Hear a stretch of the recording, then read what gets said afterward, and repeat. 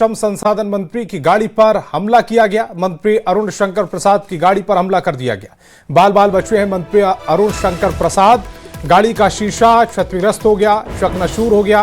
खजौली थाना क्षेत्र के ठाहर लक्ष्मीपुर गांव की घटना है। पुलिस ने आला अधिकारी मामले की जांच में जुट गए हैं। मधुबनी से बड़ी खबर है, श्रम संसाधन मंत्री की गाड़ी पर हमला हुआ है। श्रम संसाधन मंत्री हैं अरुण शंकर प्रसाद, जिनकी गाड़ी पर हमला किया गया। बाल बाल बचे इस हमले में मंत्री अरुण शंकर प्रसाद। गाड़ी का शीशा हालांकि टूट गया, क्षतिग्रस्त हो गया। खजौली थाना क्षेत्र के ठाहर लक्ष्मीपुर गांव की यह घटना है। पुलिस के आला अधिकारी मामले की जांच में जुटे हैं। और विपिन मेरे सहयोगी ज्यादा जानकारी के साथ फोन लाइन पर जुड़ रहे हैं। विपिन, क्या हमलावरों की पहचान हो पाई है? किस वजह से यह हमला किया गया है? क्या जानकारी आपके पास? जी बता दूं कि जब ये ठाहर गांव पहुंचे, वहां पे पूर्व में जो है कृष्ण कुमार ठाकुर की सड़क दुर्घटना में मौत हो गई थी, जिसके परिजन क्योंकि मिलने के लिए मंत्री उनके परिजन से पहुंचे थे। लेकिन जो स्थानीय थे और ग्रामीणों का आरोप था कि शराब जो कारोबारी है उनके गाड़ी से जो है टक्कर लगी थी और जिसमें उनकी मौत हुई थी।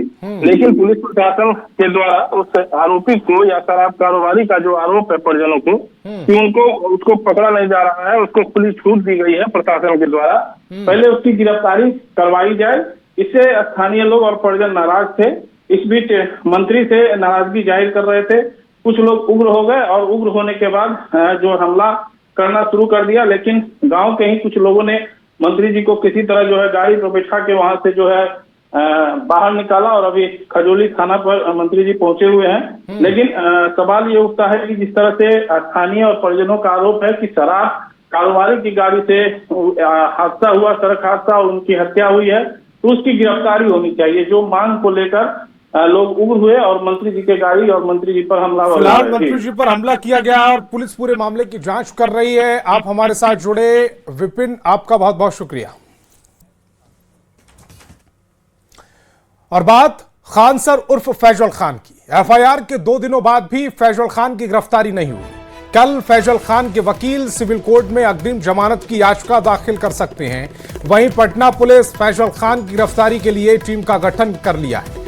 पटना एसएसपी ने 5 सदस्यीय टीम का गठन किया है। टीम में टाउन डीएसपी 1, टाउन डीएसपी 2, कदम कुआं थाना प्रभारी, पीर बहौर थाना प्रभारी और गांधी मैदान थाना प्रभारी शामिल हैं। 5 सदस्यीय टीम फैजल खान की गिरफ्तारी के लिए दबिश दे रही है। फैजल खान पर बीएनएस की धारा 109 और आर्म्स एक्ट के तहत केस दर्ज हुआ है। कदम कुआं थाने में सुरक्षा गार्ड के बयान के बाद केस दर्ज किया गया था। तो खान सर उर्फ फैजल खान एक बार फिर पुलिस से भाग रहे हैं। दूसरी तरफ उनकी कोचिंग खान ग्लोबल स्टडीज पर भी ताला लगा हुआ है, क्योंकि खान सर पर कोचिंग में छात्रों की सुरक्षा से खिलवाड़ हो रहा है। यह हम नहीं कह रहे, यह दावा है बिहार के अग्निशमन विभाग का। इसी पर दिखाते हैं एक रिपोर्ट।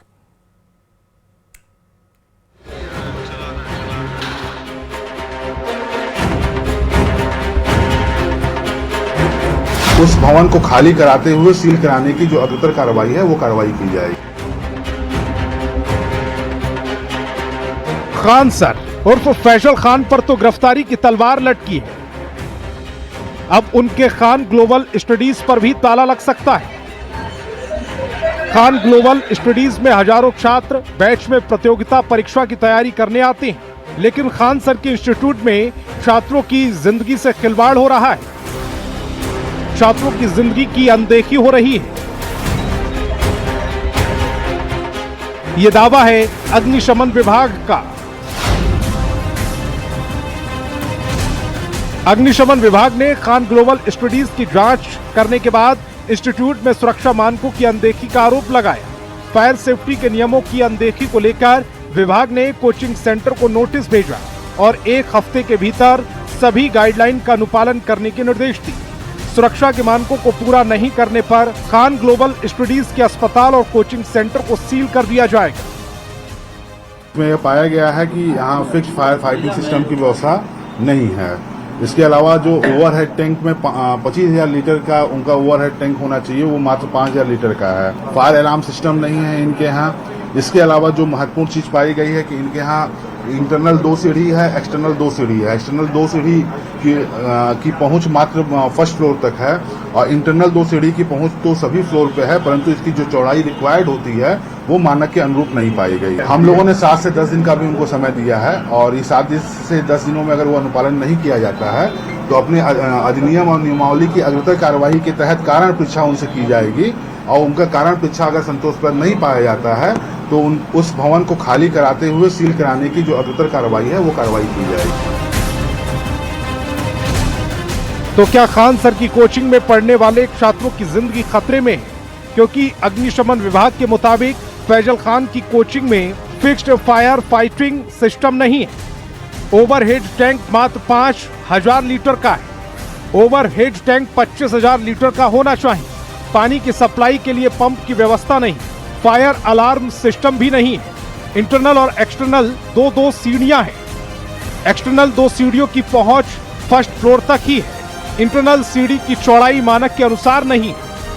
इधर मंत्री दिलीप जायसवाल ने भी साफ कर दिया है कि जो भी फायर सेफ्टी का ध्यान नहीं रखेगा उस पर कार्रवाई होगी। चाहे वो अस्पताल हो, एजुकेशनल इंस्टीट्यूशन हो, चाहे वो फैक्ट्री हो, इस तरह के जो भी संस्थान हैं जहां की कॉमन प्लेस है, लोग वहां पर रहते हैं, वैसे जगह को चिन्हित करके और पूरे मानक जो फायर सिक्योरिटी का मानक है उस मानक को ध्यान देने की आवश्यकता है। खान ग्लोबल स्टडीज कोचिंग में फायर विभाग की टीम की जांच के बाद कई सवाल उठ रहे हैं। आखिर पटना के इतने बड़े कोचिंग संस्थान में छात्रों की सुरक्षा के साथ अनदेखी क्यों हो रही थी? क्या छात्रों के लिए पैसे देकर कोचिंग में पढ़ाई मजबूरी बन गई है? छात्रों की जान की कीमत कुछ भी नहीं है। न्यूज़ 18 के लिए पटना से अमित कुमार के साथ विनीता मिश्रा की रिपोर्ट। कल बिहार विधान परिषद चुनाव के लिए नामांकन की आखिरी तारीख है। विधान परिषद की 10 सीटों में से 9 सीटों पर एनडीए उम्मीदवारों की जीत लगभग तय मानी जा रही है, जबकि एक सीट महागठबंधन के खाते में जाने की संभावना है। कल बीजेपी से 4 उम्मीदवार नामांकन करेंगे। पार्टी ने 4 सीटों के लिए भोजपुरी फिल्मों के पावर स्टार पवन सिंह, संजय मयूख, अनिल कुमार ठाकुर और शीला पंडित को मैदान में उतारा है। दूसरी तरफ जेडीयू ने निशांत कुमार, भारती मेहता, शिवरानी देवी, प्रजापति और ललन प्रसाद को उम्मीदवार बनाया है। सभी उम्मीदवार कल नामांकन का पर्चा भरेंगे। चिराग पासवान की पार्टी एलजेपी रामविलास ने पार्टी के कार्यवाहक प्रदेश अध्यक्ष अशरफ अंसारी को मैदान में उतारा है। महागठबंधन की ओर से आरजेडी अब अपने एकमात्र उम्मीदवार के नाम पर अंतिम फैसला नहीं कर पाई है। सामाजिक समीकरण की बात करें तो बीजेपी और जेडीयू को मिलाकर कुल 8 प्रत्याशियों में 2 सवर्ण, 3 पिछड़ा और 3 अति पिछड़ा को मौका दिया गया है। बीजेपी की ओर से एक महिला को भी प्रत्याशी बनाया गया, जबकि जेडीयू ने 2 महिलाओं को मौका दिया है। भोजपुरी अभिनेता और बीजेपी एमएलसी प्रत्याशी पवन सिंह का जगदीशपुर पहुंचने पर कार्यकर्ताओं और समर्थकों ने जोरदार स्वागत किया। टिकट मिलने के बाद जिले में अपने पहले आगमन पर पवन सिंह सीधे बाबू वीर कुंवर सिंह किला परिसर पहुंचे। वहां उन्होंने स्वतंत्रता संग्राम के महानायक वीर कुंवर सिंह की आदमकद प्रतिमा पर माल्यार्पण किया। इस दौरान अभिनेता की एक झलक पाने के लिए एनडीए कार्यकर्ताओं और युवाओं की भारी भीड़ इकट्ठा हुई।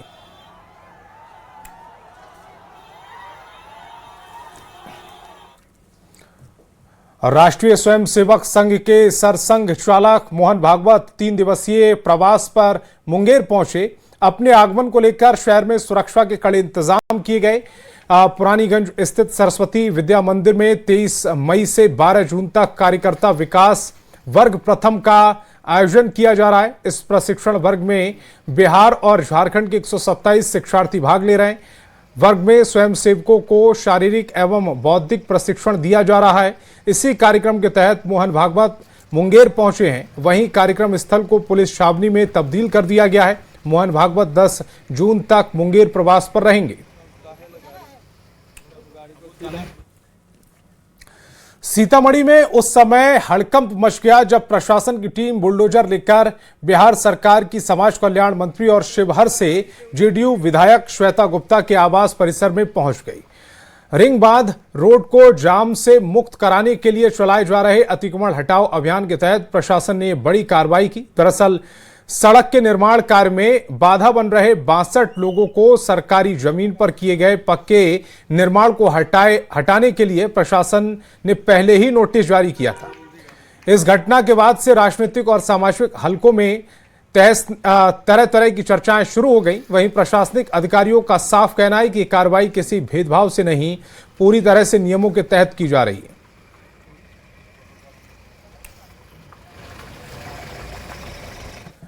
और बड़ी खबर बेतिया से, जहां गंडक नहर में रील बनाने के चक्कर में 2 लोगों की मौत हो गई। मामला मझौलिया के अमवा मझार का है। दरअसल नहर के किनारे रील बनाने के दौरान 2 युवक की डूबकर मौत हो गई। सूचना मिलते ही पुलिस और प्रशासन की टीम मौके पर पहुंची। काफी खोजबीन के बाद दोनों युवकों के शव नहर से बाहर निकाले गए। घटना के बाद से पूरे गांव में मातम पसरा हुआ है। वहीं प्रशासन ने लोगों से नदी के पास सावधानी बरतने की अपील की।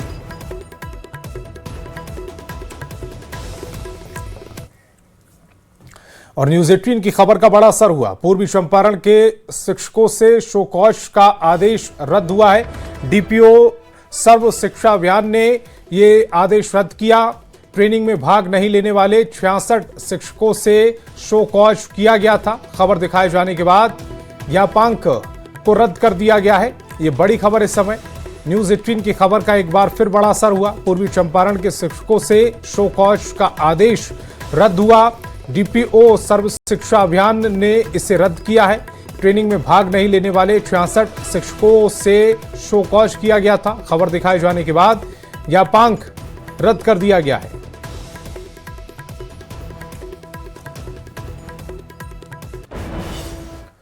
खबर बांका से, जहां बिजली की तार की चपेट में आने से 3 बच्चियां झुलस गईं। घटना अमरपुर थाना क्षेत्र के कटोरिया गांव की है।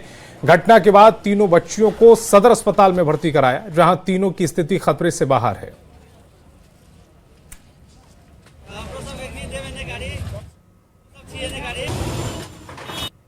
करंट लग गया, शॉक लग गया। कैसे लग गया? वो थोड़ा मतलब है कि घर में शादी का मोमेंट था, कुछ पंखा लगा रही थी, उसी के वजह से लग गया। और कोई मूर्छित है क्या? हाँ, और एक वो भी भतीजी है। क्या नाम है उसका?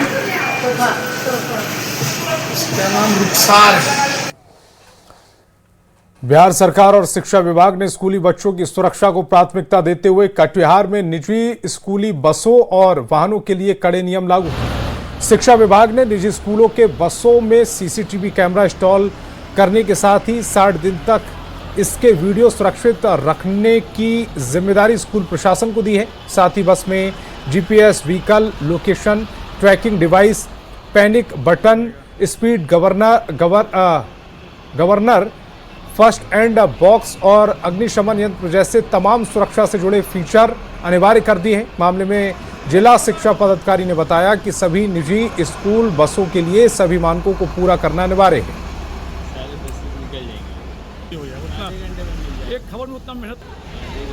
विभागीय डायरेक्शन यह है कि इन सभी उपकरणों को जल्द से जल्द विद्यालयों के निजी बसों में लगाया जाए। क्या लगता है बच्चों की सुरक्षा की चिंता जो है शिक्षा विभाग से कर रही है, खास करके किन बच्चों को कैसे संभावित खतरों को से बचाने के लिए किया जाए? बच्चों को आपात स्थिति से उबरने के लिए ये सारी व्यवस्थाएं की जा रही हैं। और भागलपुर समेत आसपास के जिलों के लोगों के लिए 7 जून का दिन किसी उत्सव से कम नहीं है। जिस विक्रमशिला सेतु के बंद होने से जिंदगी की रफ्तार थम गई थी, वह एक बार फिर से मुस्कुरा उठी है। सम्राट सरकार के अटूट संकल्प और बीआरओ के जवानों की दिन रात की कड़ी मेहनत ने आखिरकार रंग दिखाया है। रिपोर्ट दिखाते हैं।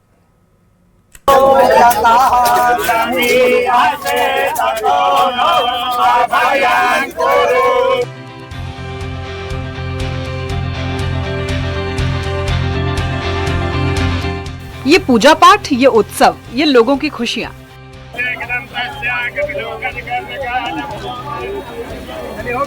ये कोई धार्मिक या वैवाहिक समारोह नहीं, ये लाखों लोगों की धड़कनें हैं जो 1 महीने बाद फिर से उसी रवानगी के साथ लौट आई है।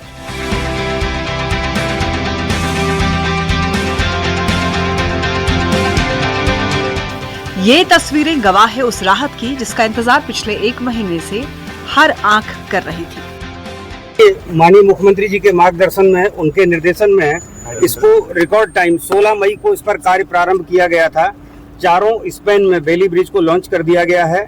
आज इसको समर्पित कर दिया गया है जनता के लिए, आम जनता के लिए। आज से इस पर ट्रैफिक चालू होगा और इसका मेंटेनेंस भी लगातार प्रतिदिन किया जाएगा। याद कीजिए पिछला 1 महीना जब विक्रमशिला सेतु के क्षतिग्रस्त होने से उत्तर और दक्षिण बिहार का ये सबसे मजबूत संपर्क सूत्र अचानक टूट गया था। जिंदगी जैसे ठहर सी गई थी, कारोबार ठप थे, मरीज परेशान थे और लोगों का सफर एक अंतहीन इंतजार में बदल चुका था। लोग सोच रहे थे कि कब ये सेतु फिर से चालू होगा। रखा अभी तक और अभी भी धैर्य और संयम रखें आगे, क्योंकि ये वन वे ही रहेगा हमारा। पार्ट टाइम कुछ लोगों को रुकना पड़ेगा कुछ वक्त के लिए, मैक्सिमम 10 मिनट के लिए, तो धैर्य का पालन करें ताकि हम उनकी सेवा बेहतर तरीके से करें। लेकिन जनता की इस तकलीफ को बिहार सरकार ने अपना संकल्प बनाया। सरकार ने ठान लिया था कि संकट को जल्द से जल्द दूर करना है और इस संकल्प को हकीकत में बदलने का जिम्मा उठाया बॉर्डर रोड्स ऑर्गेनाइजेशन यानी BRO की जाबाज टीम ने। आज हम लोग के लिए बहुत ही सुखद क्षण है और यशस्वी मुख्यमंत्री ने जो कहा था आज जनता को सुपुर्द किया गया। पूरी टीम हमारी जो BRO की टीम है, हम आदरणीय राजनाथ सिंह जो केंद्र, उनको भी धन्यवाद देना चाहते हैं। कड़कती धूप, पसीने से तरबतर शरीर, लेकिन हौसला हिमालय जैसा ऊंचा। BRO के जवानों और इंजीनियरों ने न दिन देखा न रात, बस एक ही धुन थी कि इस सेतु को फिर से खड़ा करना है। 1 महीने की ये कड़ी तपस्या और ये रहा तस्वीरों में उसका परिणाम। हम लोगों ने और इसका कंस्ट्रक्शन करने में 5 से 6 दिन में सारे सामान आ गए। इसके 400 टन से ऊपर का सामान आया है कलकत्ता से। GRSC से एकदम ब्रांड न्यू सामान आया है जिससे इसकी लाइफ बहुत ज़्यादा रहेगी।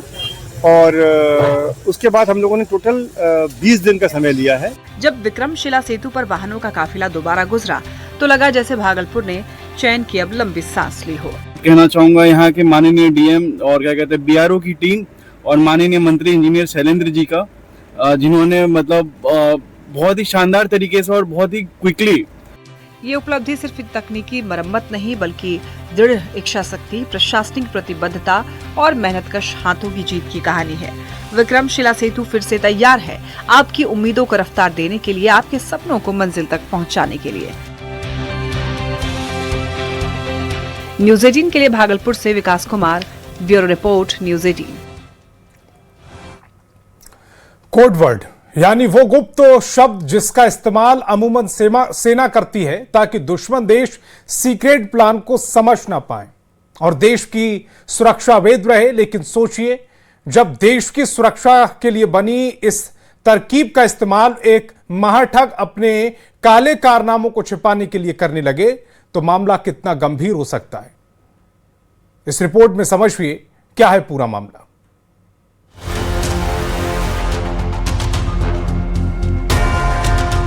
ये है महाठग ऋषुश्री, नाम तो सुना ही होगा। टेंडर घोटाले का वो शातिर खिलाड़ी जिसने सिस्टम की नाक के नीचे भ्रष्टाचार का एक ऐसा मकड़ जाल बुना जिसे देखकर अच्छे अच्छे जासूस भी चकरा जाए। लेकिन अब इसके काले साम्राज्य का वो पन्ना खुला है जिसे सुनकर जांच अधिकारी भी दंग है। आमतौर पर कोडवर्ड शब्द सुनते ही हमारे जहन में सेना की वो जाबाजी याद आती है जहां देश के दुश्मन को चकमा देने के लिए सीक्रेट कोड्स का इस्तेमाल किया जाता है। सेना के इन गुप्त शब्दों का मकसद होता है देश की रक्षा और मिशन की कामयाबी, ताकि सरहद पार बैठा दुश्मन हमारे इरादों की भनक तक ना पा सके। लेकिन अफसोस, देश की सुरक्षा वाली इस अचूक तरकीब की नकल ऋषुश्री ने अपने गोरख धंधे को छुपाने के लिए की। ऋषुश्री का सबसे बड़ा और गुप्त कोडवर्ड था आम। जी हाँ, वही आम जिसे फलों का राजा कहा जाता है। लेकिन ऋषुश्री की काली डायरी में इस आम का मतलब बेहद खास और खौफनाक है। हमारे हाथ में जो दस्तावेज है इसको पहले आप देख लीजिए। ये जो है व्हाट्सएप चैट जो है सदाब कुमार के और ऋषुश्री के बीच किए हुए बताए जा रहे हैं और इसमें जो है साफ तौर पे लिखा है कि आज मैंगो नहीं लेना है, कल लेना है। To which Sadab Khan reply okay. यानी कि कोडवर्ड में आम के जरिए जो है वो ऋषि श्री बात कर रहा है। यह आम जो है जिसकी चर्चा की जा रही है, इसको खान के द्वारा जो है, सदाब खान के द्वारा जो है दिल्ली में डिलीवर करवाना था।